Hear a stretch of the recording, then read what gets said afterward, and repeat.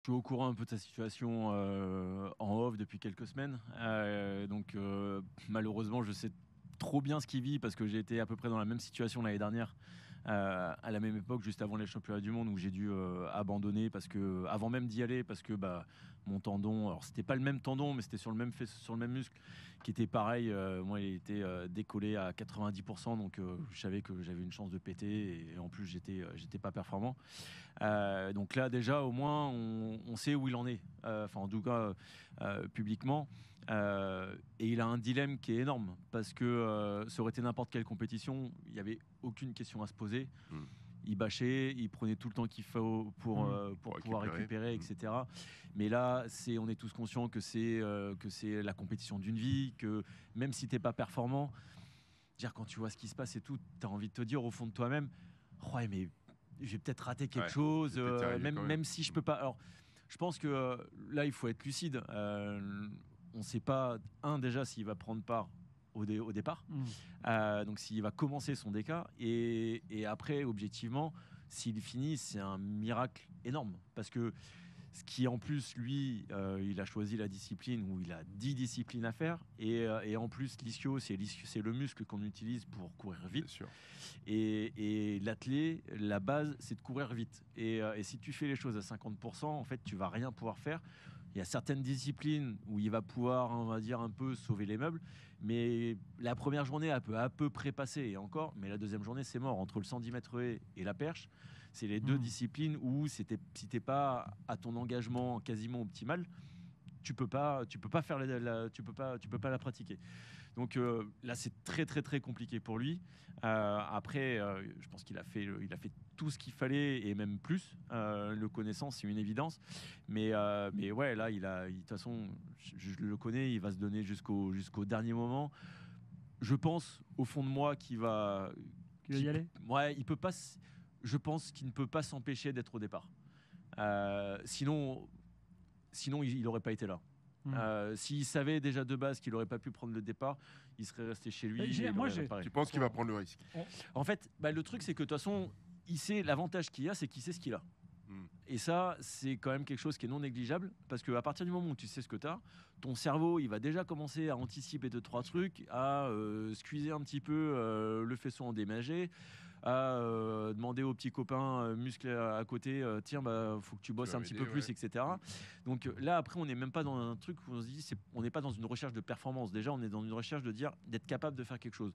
On se fait que là, quand il va se retrouver demain sur la piste, il va y avoir tout un protocole en amont, échauffement, étirement, pour préparer au mieux l'ischio et le tendon. Parce qu'en fait, c'est une question de préparation pour qu'il ne soit pas surpris. Et après, il va faire un 30 mètres, il va pas le faire en trottinant, il va essayer d'y mettre un peu d'intensité. Parce que s'il met un minimum d'intensité et que ça marche pas, c'est derrière que c'est fini. Bon, mais voilà, il faut se dire que la première épreuve du décathlon, c'est un 100 mètres. En plus, c'est le matin. Ouais, il y a des choses. Donc, moi, je pense que ouais, connaissant Kevin, quoi qu'il arrive, j'ai du mal à me dire qu'il va pas être au départ. Par contre, après, malheureusement, ouais, je suis pas confiant sur la suite, mais il peut surprendre. Et comme je disais tout à l'heure, j'ai eu quelque chose d'assez similaire. Et en fait, je me suis rendu compte que tu es arrivé quand même à faire des choses qui sont hors normes. Et ça, c'est quelque chose qui nous appartient à nous, quand sportifs de très haut niveau, grands champions, c'est qu'il y a des moments où en fait la science n'explique pas tout, et que ton cerveau, s'il a décidé que ça va passer, ça va passer. Par contre, après, quand on dit que c'est alors mort, justement, est-ce que Kevin Mayer n'est pas le champion du monde des nœuds au cerveau? Non mais parce que je m'explique.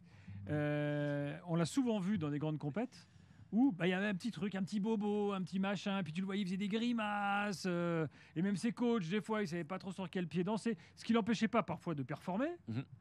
Et bon, on sait que le cerveau, c'est voilà, c'est là que ça se passe. C'est le moteur. Hein. Bon, après, vous allez me dire s'il y a une lésion et tout, mais il n'y a pas un truc quand même, il n'a pas, je sais pas, tu penses qu'il a besoin besoin un peu trop torturé, ce garçon? Après, je pense que c'est chacun a une vision vraiment différente de s'exprimer, etc. Et Kevin, en fait, le paradoxe, c'est que dans la vraie vie et sur la vie d'un stade, c'est pas du tout le même mec. Et c'est vrai qu'il a cette image quand il est sur un stade qu'on a l'impression que la moindre petite épine, c'est un ouragan qui va arriver. Un tronc, quoi. Oui. Et alors qu'en fait, on sait en plus qu'il va nous dire ça, mais en fait ça va passer. Et puis il est quand même double champion du monde, double vice-champion olympique. Il a montré que, et à chaque fois, c'était jamais un roman qui déroulait. Donc c'est en soi quelque chose qui est pas surprenant quand on le connaît. Et peut-être qu'il a besoin aussi de ça, en sachant que, objectivement, il est quand même celui qui passe le plus de temps sur le stade, parce qu'il arrive le premier matin à 6h, 7h, et il ressort du stade le lendemain à 22h en ayant fait toutes les disciplines possibles, limite. Donc, c'est impossible, quasiment impossible, à ce niveau-là, à ce niveau d'intensité, d'arriver et d'avoir un corps où tu n'as rien à dire. Parce qu'on est toujours à la recherche de la petite. Il y a toujours un petit truc. Et Kevin, c'est peut-être sa manière aussi d'extérioriser et puis voilà, de relâcher un peu la pression comme ça.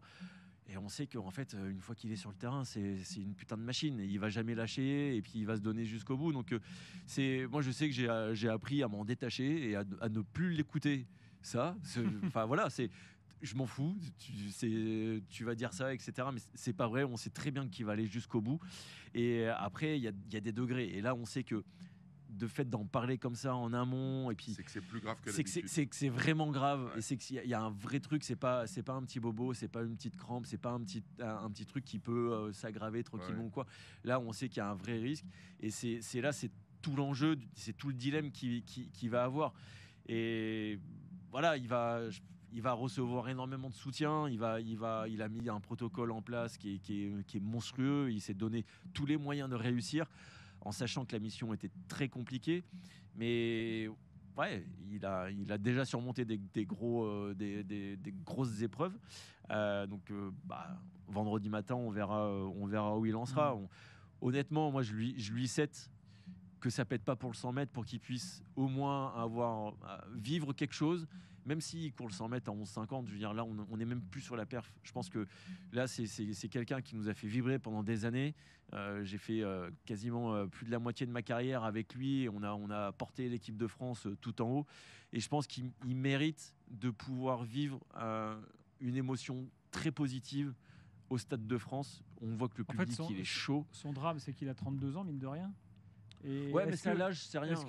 J'ai 38 ans, je me suis réparé et là, je suis en bonne santé et puis c'est reparti. Donc donc tu lui dis, c'est pas ses derniers jeux. Il n'y a pas de raison. Il n'y a pas de raison. Tu peux être champion olympique de décathlon à 36 ans. Pourquoi il irait forcément à 36 ans être champion olympique? Il va peut-être pas. Après, là, je vais pousser un peu le truc, mais il a raté l'or 2 fois, mais il a gagné l'argent 2 fois. Comment tu le regardes?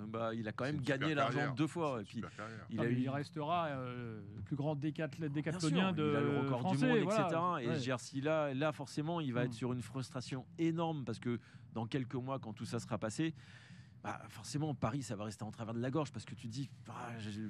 Et moi, je pense que si le côté musculaire est pas. S'il arrive à ne pas tout arracher, et même s'il arrache tout... S'il arrive à compenser, ça peut le faire. À minima, c'est surtout pour moi, c'est qu'en fait, qu'ils ne se détruisent pas physiquement. Et que ce soit le truc où il ne soit pas obligé de passer chez le chirurgien pendant. Vous avez bien entendu ce qu'il a dit. Il dit quand même, j'ai 10% d'y aller, et il dit, y aller, c'est du suicide. Donc, mais à partir du moment où tu dis ça, moi j'ai l'impression d'avoir compris qu'en fait il commence à se préparer. Mais repense à ce qu'on disait tout à l'heure, où c'est un mec qui, quand il y avait une petite épingle, déjà c'était compliqué. Et dans sa communication. Donc pour moi, oui, c'est du suicide, mais il a toujours eu un petit peu ce côté alarmant, des petits trucs. Mais non, je pense que. Et puis même si ça pète, au final, il a 32 ans, il a le temps de se réparer.